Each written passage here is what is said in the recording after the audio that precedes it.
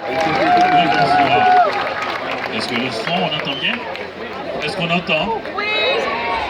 Bonsoir. On m'a dit que c'était possible de parler de littérature devant une très grande foule en été et qu'il faut toujours demander aux gens s'ils sont là, s'ils aiment ça et qu'il faut faire sortir la joie du cœur des gens sans cesse.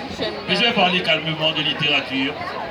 Vous n'avez pas besoin d'applaudir et je vous fais confiance parce qu'Haïti est un pays de culture, c'est un pays de musique, c'est un pays de cuisine, d'odeur, c'est un pays de saveur. Est-ce que vous entendez derrière? Quand même, je crois avoir une voix.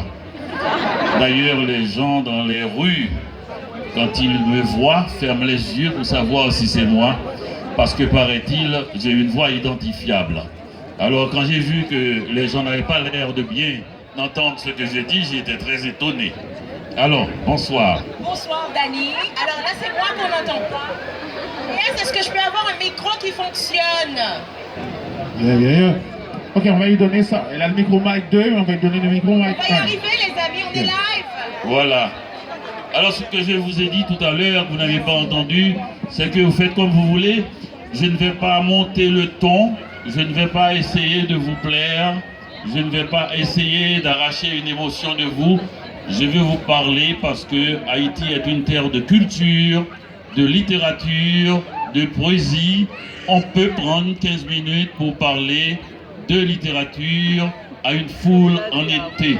Ce n'est pas facile dans tous les pays, mais je crois avec les Haïtiens, on peut le faire et le prouver.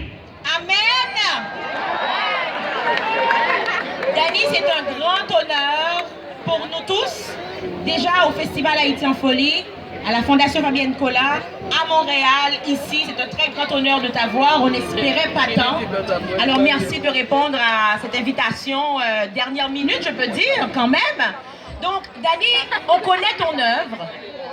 Ça fait 30 livres publiés dans ton jeune âge, quand même. La soixantaine, hein, quand même, c'est pas long. Déjà 30 livres.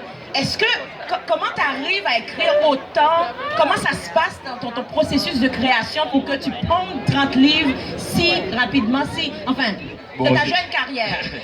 Mais c'est vrai qu'à un moment donné, après la publication de mes premiers livres, d'abord le premier, Comment faire l'amour avec un ex sans se fatiguer, j'ai été immédiatement célébré.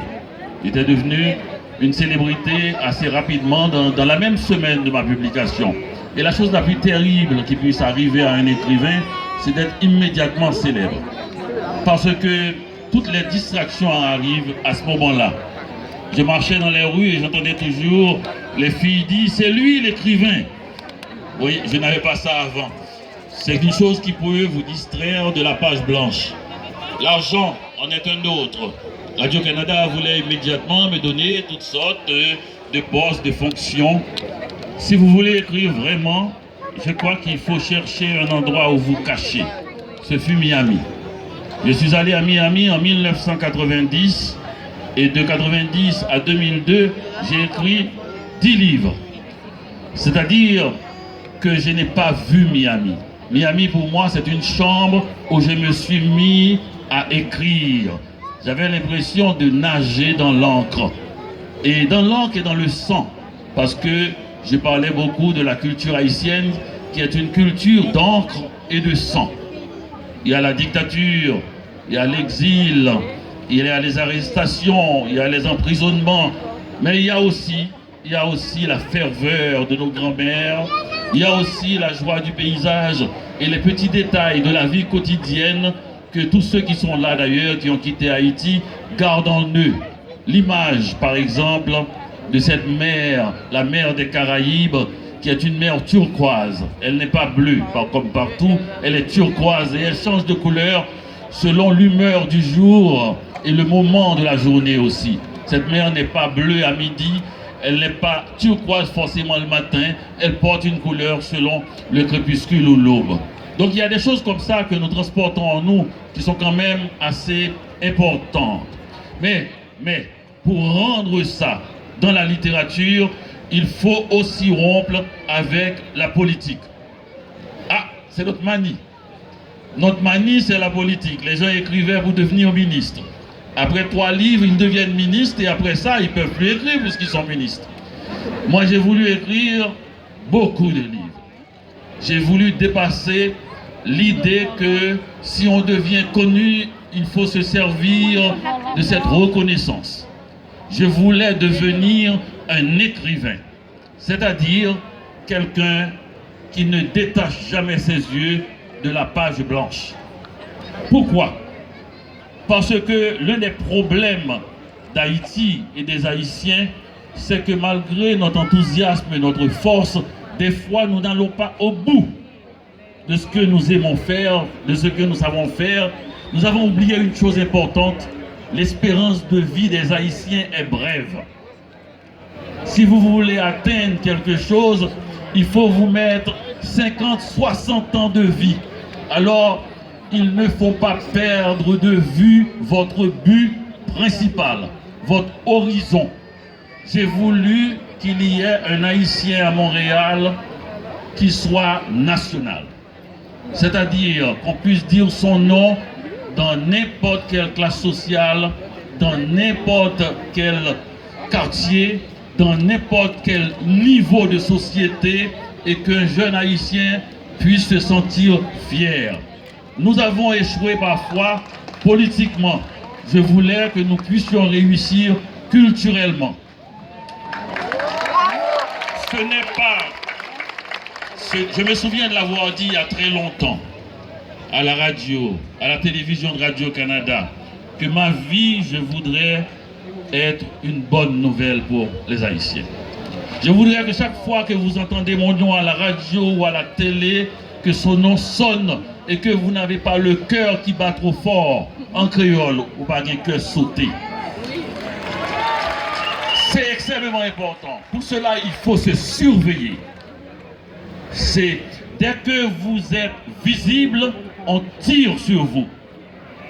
Et c'est très important de se surveiller. Il faut apprendre à dire non à tout. Dès que quelqu'un cherche à vous parler dans un coin, dites non, je ne vais pas dans les coins. Ma mère ne veut pas.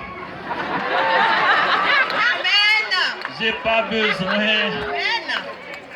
pas besoin d'offres monétaires. J'ai pas besoin d'offres de fonction. J'ai pas besoin de rien. Si vous allez en Haïti, vous faites des enquêtes, vous verrez mon nom dans rien. Si vous allez au Québec, faites des enquêtes, vous verrez mon nom dans rien. Jusqu'à présent, personne ne sait, je suis libéral, indépendantiste ou quoi que ce soit. Je suis écrivain. Donc, c'est pas une sorte de grande vanité. C'était que je me disais que ce peuple, qui depuis le 19e siècle a donné les écrivains les plus importants, au début du 20e siècle a donné des Anténor Firmin, Louis-Joseph Janvier, de grands poètes comme Oswald Durand. Il faut que vos enfants retiennent ces noms. Ça fait partie de votre identité culturelle. Il faut qu'on apprenne que la culture haïtienne n'est pas née de la dernière pluie. Chaque fois qu'on dit Dany Laferrière, écrivain, il faut dire il n'est pas seul. Jacques Roumet, Jacques-Stéphane Alexis, Marie Vieux-Chauvette, Oswald Durand, Edzer Villers. Il faut dire les noms. C'est une litanie de gens qui de fil en aiguille, de nuit en nuit, ont conçu et ont fait tenir ce pays. Sinon, nous aurions perdu la face. Sinon, on aurait dit de nous uniquement que nous sommes le plus pauvre de l'hémisphère, le plus riche en écrivains. Et qu'est-ce que c'est cette littérature? D'où vient cette littérature si riche? Vous savez que nous n'avons jamais reçu aucune subvention. La seule subvention qu'un gouvernement haïtien ait fait à un écrivain haïtien, c'est qu'il ne l'a pas mis en prison. En Haïti, c'est l'État qui s'occupe de la mort. C'est pour ça que nous avons un sitôt de suicide en Haïti. Les gens n'ont pas besoin de se tuer puisque c'est l'État qui s'occupe de les tuer. Et malgré tout cela, malgré l'absence d'argent, de subventions, nous sommes devenus une référence en matière de peinture. En Haïti, la peinture est un art aussi important que le football l'est au sport. André Malraux, l'un des plus grands écrivains du XXe siècle français, est allé en Haïti parce qu'il a vu des tableaux, des peintures, des photos de petits cimetières pas loin de Kinskoff à Soissons-la-Montagne. C'est un cimetière qui était peint de couleurs si lumineuses, si rieuses, si exaltantes que Malraux, qui était à la veille de sa mort, puisqu'il allait mourir à l'automne de 76, s'est dit que les gens qui ont peint la mort avec des couleurs si colorées, si vivantes, si brillantes, si lumineuses, doivent savoir ce chemin secret qui mène de la vie à la mort sans passer par la douleur. Malraux a dit tout homme, il a dit moi je n'ai pas peur de la mort mais j'ai peur de la douleur. Et les Haïtiens doivent connaître le chemin secret qui fait passer de la vie à la mort sans passer par la douleur. Quel est ce peuple qui rit au cœur de la douleur? Il est allé voir.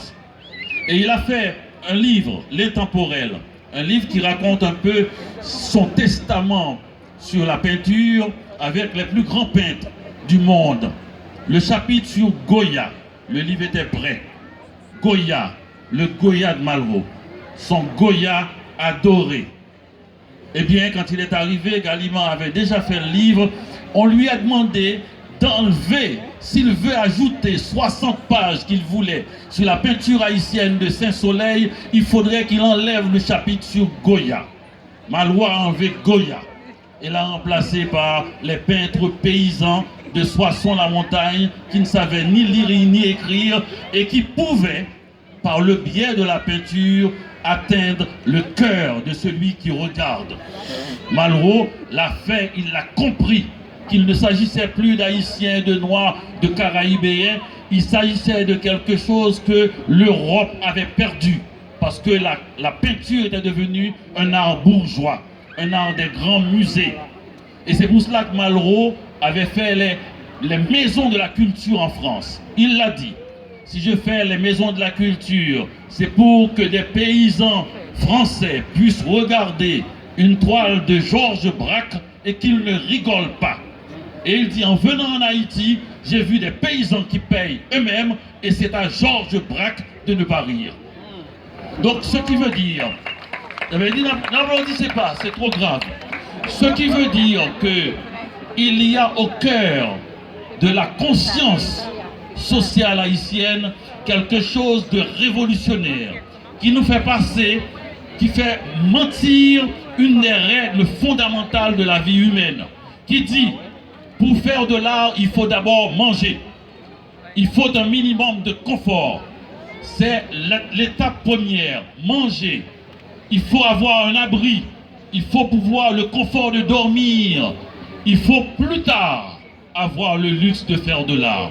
Les Haïtiens font d'abord de l'art, ils mangent après.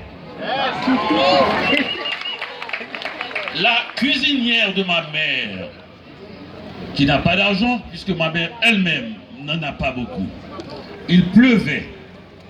Ma sœur l'a pris dans sa voiture pour l'amener chez elle, dans le quartier pauvre où elle habitait. Quand je suis arrivé dans sa maison, il y avait 12 peintures à l'huile.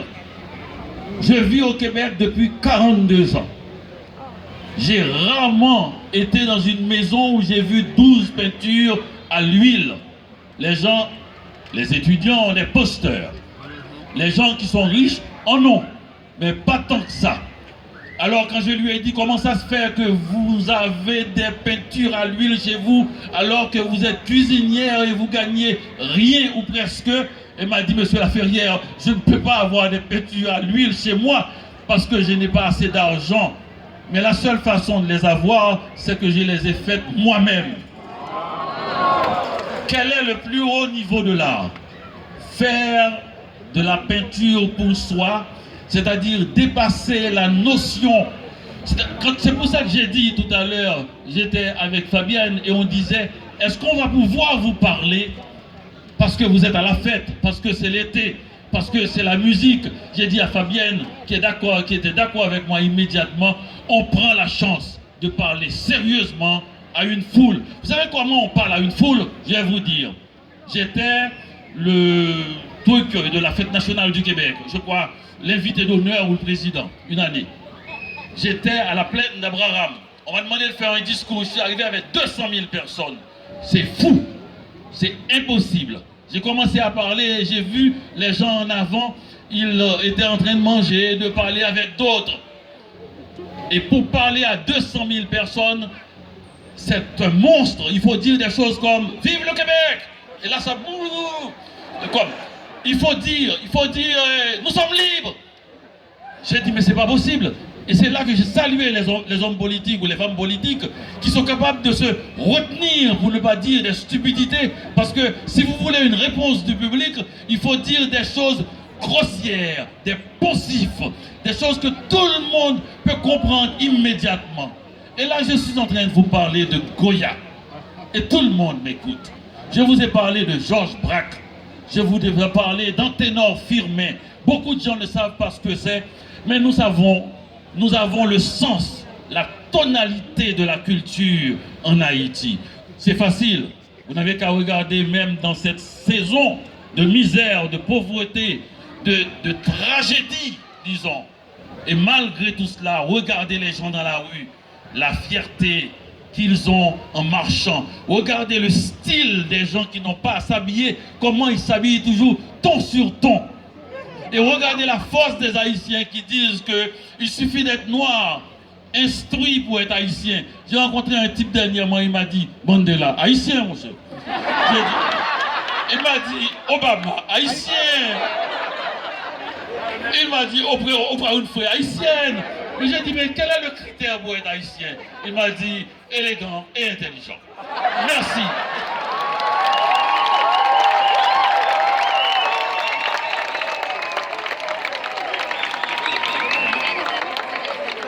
Je sais que GS est en train de surveiller l'heure pour nous, on est correct. J'ai une question qui tue, on vient de parler de choses très très sérieuses. Mais avant la question qui tue, rapidement Dani, je sais qu'il y a beaucoup de gens ici qui sont immigrants. Il y a beaucoup d'Haïtiens ici qui viennent d'arriver, où ça fait quelques temps qu'ils sont en train de trimer, qu'ils ont perdu espoir, qu'ils ne savent pas comment s'en sortir, ou comment arriver à être ce qu'ils étaient chez eux en Haïti. Parce qu'ici, il y a un mur, parce que souvent, on ne peut pas briser ce plafond de verre. Toi, tu étais un jeune exilé, un jeune immigrant, tu n'avais pas le sou. Comment ça a été pour toi? Comment on arrive à arriver, en fait, à s'intégrer et tout ça? Qu'est-ce que tu dirais à un jeune immigrant? Oh, vous savez, c'est très difficile, ces expressions-là. Ce sont des expressions incontrôlables. Dès qu'on dit jeune, d'abord c'est un mot très étrange en Haïti, ils sont tous jeunes. Hein? Le type a 60 ans, il aurait pu être mon père. Il me dit, ah, nous les jeunes, qu'est-ce que tu fais pour nous? Et donc, je leur dis, effacez-moi ce mot jeune, vous n'allez pas m'avoir. Le mot jeune est employé pour dire, je peux faire ce que je veux et je suis irresponsable de ma vie. Ils sont tous jeunes, hein? Ils ont soit 90 ans, nous les jeunes. Quand est-ce que vous allez devenir adulte? Même en prison, même sans aucune possibilité, tout être humain est responsable de sa vie. Même quand vous êtes arrêté, vous êtes en prison, même quand vous avez un mur devant vous, même quoi que ce soit, tout être humain est responsable de sa vie. Ça, c'est une chose fondamentale, puisque l'un des grands problèmes qu'on a en Haïti aussi, ou à l'étranger, pour tout être humain, c'est la possibilité d'accepter le fait qu'on devient adulte. D'accepter le fait qu'on devient adulte. Moi, je suis devenu adulte, malheureusement, à 40 ans. Je vais vous dire comment c'est arrivé. À la mort de ma grand-mère, je suis allé à Petit Gouave. Et quand je suis arrivé pour les funérailles, je n'avais pas vu les gens depuis des années. Et la dame qui était venue me trouver en arrivant, c'est une personne qui est spécialisée dans les funérailles. Elle n'a pas besoin de la famille, elle arrive, elle s'impose et elle fait le café, elle fait le thé, elle sait faire ça. Alors elle est arrivée vers moi, elle me dit, ah, vous êtes monsieur Lani? J'ai dit oui. Est-ce qu'on sert le café maintenant ou plus tard? Je venais de Montréal, j'ai pris l'avion, je suis descendu à Port-au-Prince, j'ai pris une voiture, je suis Je suis arrivé chez moi, 4 secondes plus tard, j'étais devant le problème. Est-ce qu'on sert le café maintenant ou plus tard? Cette question-là, c'est la question qui a fait que je suis devenu adulte. Si vous répondez maintenant, ou bien si vous répondez plus tard, eh bien vous prenez en charge toutes les dépenses.